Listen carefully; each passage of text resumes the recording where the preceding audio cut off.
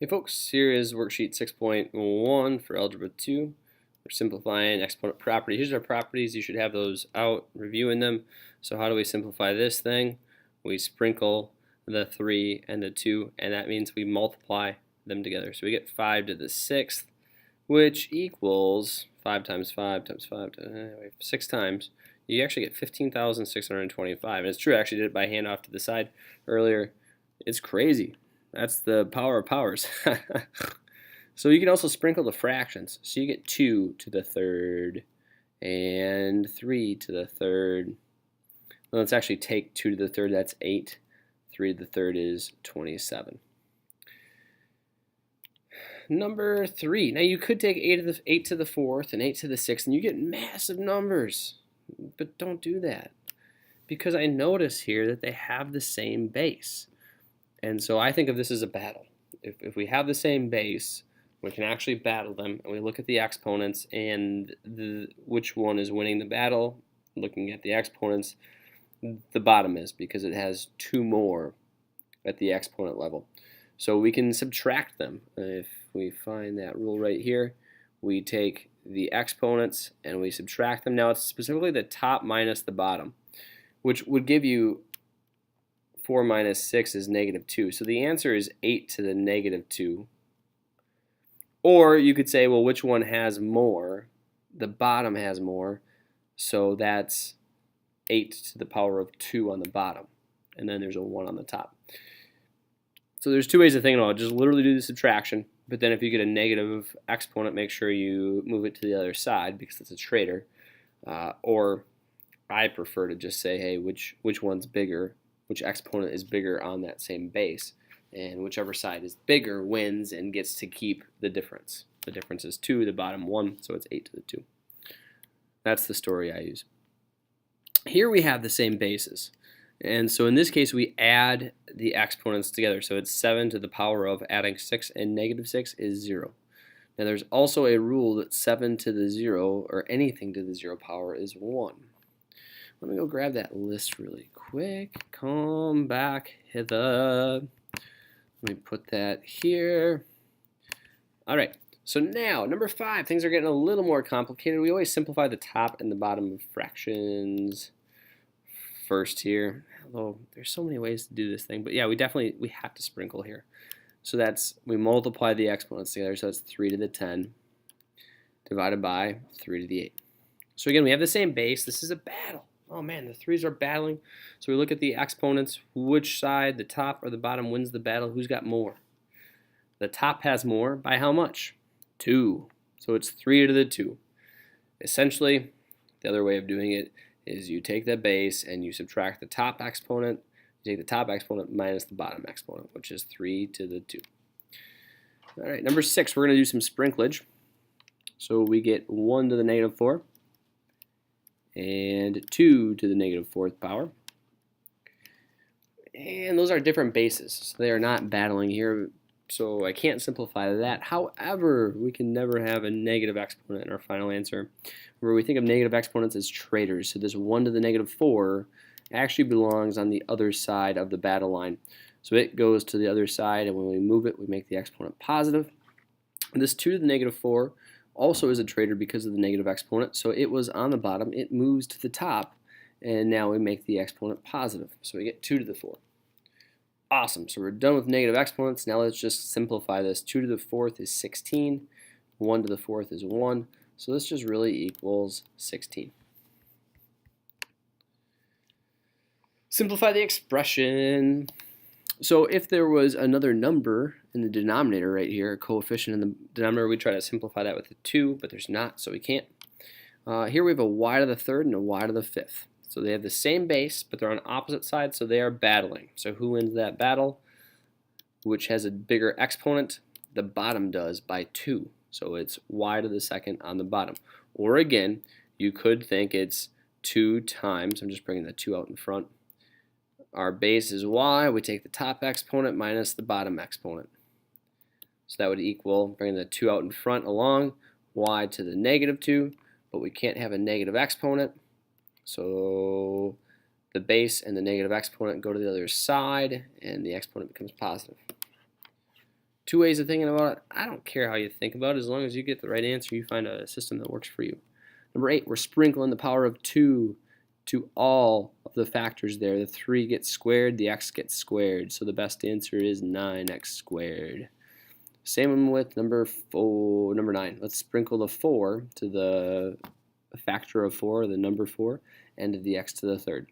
So we get 4 to the 4, and x to the, what do we do with the 3 and the 4 here? We multiply them. So then we get 4 to the 4. That's a huge number. That's 256. Oh my goodness. X to the 12th. There's our solution there. And here was our solution here. Yay. Ooh, more. Here we have x to the 0. That's 1. I'm going to still bring down a 1. And this is all multiplication here, folks. When you don't see symbols in between the variables, it's multiplication. 1 times y to the negative 2. Oh, this guy's a traitor. It's y to the negative power, so it goes on the opposite side of the fraction bar. Where's the fraction bar? Fraction bar is below that, so it moves down to the bottom. So, and then the exponent becomes positive. So 1 over y squared. Let's move, and I oftentimes like to move traitors. If I can't sprinkle, if there's no sprinkling to be done, which there isn't in number 11, I identify traitors and I move them. So really, this is going to the top. It's going to become y to the positive 4th. So this guy is gone. All right. So now we have some battles going on. Well, first of all, negative 3/9. If it helps, and I find it does help with a lot of people, write that off to the side and simplify that fraction. Sometimes we confuse our exponent rules with just basic math rules. This is 3rd grade. Simplify negative 3 over 9. That's negative 1/3. So that's going to be part of my answer. Part of my answer is negative 1/3. Negative 1 on the top, 3 on the bottom. These x's right here, let me try to squeak in another color. I should have used a thinner highlighter. These x's next to the green numbers are battling because they have the same base, but they're on opposite sides of the battle line or the fraction bar. So who wins that battle? The bottom does, because it has a bigger exponent. By how much? The difference between 1, that's a 1, and 3 is 2. So because the bottom one, it gets to keep the x, and it actually keeps 2 of them. That's the difference of the exponents. Last but not least, if I use a different highlighter color, we have on top, we have this original y that was always there, and then I moved that traitor that was on the bottom that's actually belonging to the top right there. So we have y times y to the 4th. Remember, the exponent on this initial y is also a 1, and in this case we add the exponents together. So it's y to the 5th on top. That's fun. Number 12, we're going to sprinkle. So we get 3 squared times x squared over 6x. So that's 9x squared over 6x. So there's 2 parts here. There is simplifying the coefficients, the numbers, like back in 3rd grade. And 9 over 6 simplifies to 3/2. And then there's these same bases over here that are going to be battling here. X squared divided by x. So this is a battle. Who wins the battle? The top or the bottom? The top does. And the difference in the exponents is 1. So the top wins and keeps or has an exponent of 1. There we are.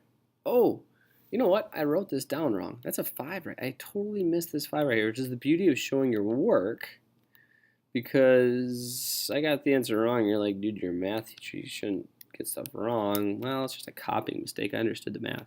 And as math teachers, we do the same thing when we look at your work. So I goofed up. This battle right here, who wins the battle now? Who's got more power? Boom! The x on the bottom has way more power, a 5, compared to the power of the x on the top. So the difference is 3, and the winner is not the top, but the bottom. Let's go there. Alrighty, scientific notation. We need to convert to scientific notation. The decimal point always has to be after the first non-zero number, which is right there. So it's 5.675. The other zeros right there are not going to be part of our answer. They're not essential. So how many decimal points did we move It used to be right there. It's 7. There we are. So then, sometimes we have really big numbers like we just saw. Sometimes we have really small numbers. That's really small numbers. So that's 8.93. And then how many places do we move it? I'm counting 6. So times 10 to the, because it's a small number, it would be a power of -6. Small numbers have negative exponents on the 10. So this right here, folks, when we convert to standard form or just plain old numbers, is a small number because of the negative exponent. So this is going to be like less than $3, way less than $3. We are going to move the decimal place 5 spots because the power is 5 that way to make it a small number. When you do that, 1, 2, 3, 4, 5, the decimal point's now here. The 3 fills up this egg crate. We need a 0, a 0, a 0, a 0, and then your science teacher is going to say to always put a 0 in front of the decimal point. So 4 zeros, then a decimal point, then a 0. This right here is a really big number. So we're going to move the decimal point to the right to make it a really big number, like some money that we'd like to have if we won the lottery. So I'm going to move it 6 to the right. So I move it 1, 2, and then I need 4 more zeros as I make the, I call these egg crates, and eggs go in the egg crates, which look like a 0. Oh, let's put some commas there, hey? Comma, comma. Alrighty.